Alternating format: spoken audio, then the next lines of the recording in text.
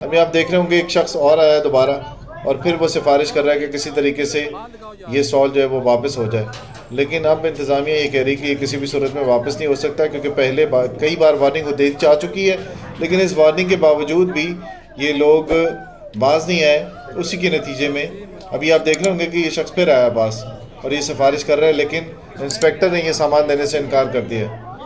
तो ये आप देख रहे होंगे कि सारा सामान जो है वो अब शिफ्ट किया जा रहा है इस ट्रक के अंदर। ये होता है जी जब आप गैर कानूनी तरीके से काम कर रहे होते हैं और इंतज़ामिया की जानिब से या हुकूमत की जानिब से जब आपको मना किया जाता है कि पैदल चलने वालों का रास्ता क्लियर किया जाए और जो गाड़ियाँ लोग खड़ी करते हैं उनके लिए पार्किंग क्लियर की जाए। अगर नहीं करेंगे तो इसी तरह से आपका सामान कब्जे में लिया जाएगा। अब ये टीम निकलने लगी आगे और आगे ऑपरेशन होगा।